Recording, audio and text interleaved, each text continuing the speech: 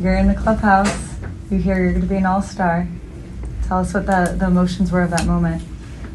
Yeah, it's pretty surreal, to be honest. I will be honest, there's always been part of me that's believed that I've had this capability, and I know there's been a group, in my community that has believed the same thing. So my head just goes to my appreciation for, those people who always believed in me, and then obviously first and foremost, I actually, want to thank God.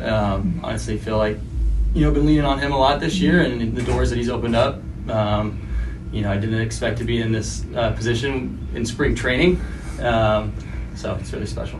Given everything that you've gone through, whether it's at the trade deadline, the struggles initially here, the struggles in spring, just how much maybe more special does this make it for you? Yeah, I think adversity, struggle, it all looks different for everyone, but it's part of the human experience, right? And so we all, in some capacity relate to, overcoming struggle, and whether people see that for a major leaguer, it's a real thing. The demons we battle day to day, and obviously there's a lot of blessings, and I don't want to discount that. I'm so grateful to do what I do, but there's a lot of challenges too, and I care a lot, and so when things weren't going well, it's really hard, and just makes moments like this that much more special. This emotional for you? Seems like it. Right? Yeah, absolutely. I think for me, it's something that certainly is on a career bucket list, right? To experience. It's not my mountaintop per se, but it's something that definitely wanted to accomplish. It's something, in the off season when I hit with the guys at Big Fly, which is where I hit in San Diego. We the last couple of years talked about especially them, they say, hey, you're gonna be an All-Star this year, and I agree with them, and but saying it, kind of feels. And at that moment in time, when I haven't done anything in the big leagues, feels a little bit silly, right? Maybe an overreach. And so I think, I just, think about moments like that where it's pretty surreal. I know Christina wrote a piece about you a month ago about your journaling. Would you say that's the biggest adjustment that you made mentally to get to this point? A number of things mentally. Journaling was a part of it. Mindfulness, meditation, the cold tub's always been something that's part of my mental routine every day.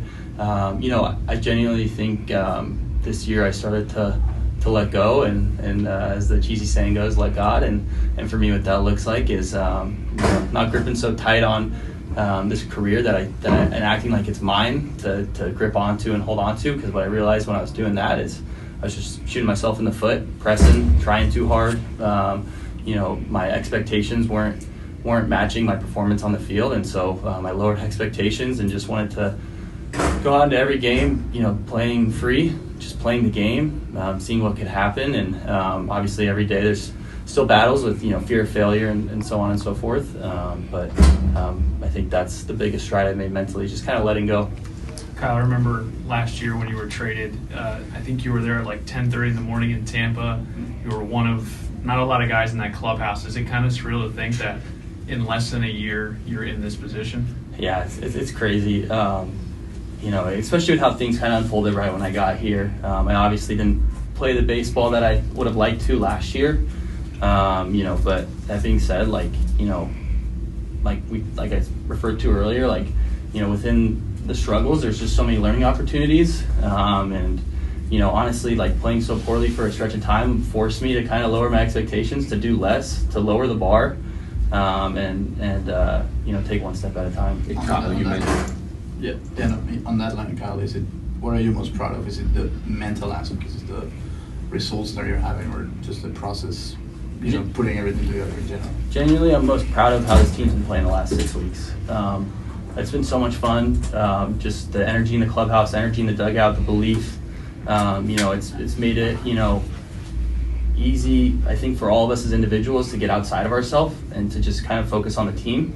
To be playing the stretch of baseball that we've played as a team the last month and a half, I think, has surprised a lot of people. And I don't want to say, that it's really surprised us as players, but I think it's been a lot of hard work and something that we're all really proud of.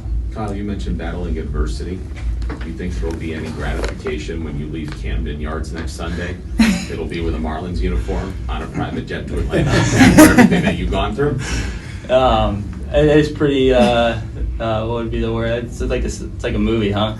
That's crazy. You know, I'm really excited to go back there and see, you know, all those guys I played with. You know, like, I mean, playing Joey Ortiz this week, playing DL Hall. You know, guys that, like, you know, I've been with since 2019.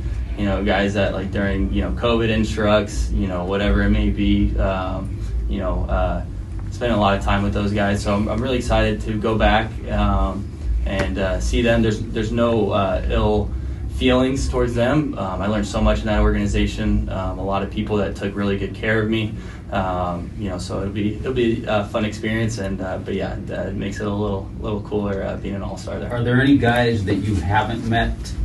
Any players that you haven't met that are All-Stars that you're anxious maybe to meet? I mean, how long's the list? It's you know, I'm really excited to get to see all those guys. You know, whether it's Ohtani Freeman with the Dodgers, Machado with the Padres, I mean, Pete Crow, Kyle Tucker. You know, all those guys. Obviously, I don't know the full list that's been announced yet, but man, what a group of players to be a part of and to get to see up close for a couple of days. I'm really excited to just be involved in the whole experience. Who was your first call that you made after you got the announcement to? Yeah, no calls yet. Text my wife. I texted my wife right away. You know, So no social media stuff. yeah, I said, hey, don't post it yet. But you know, kind of something we were hoping for. And you know, obviously she's here with me during the season, so it's something we talk about a lot. We had plans during the break, tentatively, that we are very excited to be canceling. But she was the first one and texted some of my family. No calls quite yet. Obviously, we play in about an hour, so we'll give some calls after the game. At what point in this season did you think maybe you had this opportunity? Did you let yourself go there at all? You know, if I'm being quite vulnerable, there was a point in time, I think after the Chicago series, it was kind of like, you know, I'm putting together a really good stretch of baseball. And then I think for a little bit there, obviously, like I said, it's something that I've wanted to happen. But I think I kind of allowed that to be a little bit of my North Star there for a little bit, which was, you know, I think a fault of my own. You know, like because obviously I wanted it, and I don't think it's a bad thing to want, but I don't think it's really ever been the motive or why as to why I play this game. And so I think, you know, with the help of, you know, Carson Marius, my agent Lonnie, my mentor Jason, my wife Emma, was able to kind of reestablish my aim, get it back in the right direction pretty quickly, and get back to, you know, playing for the reasons that truly do motivate me. But yeah, there was, I would say probably around that Chicago series, it became like, I was like, oh, this is a real possibility. That being said, what does the support of your teammates mean to you? Clayton was telling us how excited they were. A number of guys that are deserving, right? You know, especially with how we've been playing as of late. It's a huge honor to be the guy who's been selected amongst, you know, a great group, a very talented group.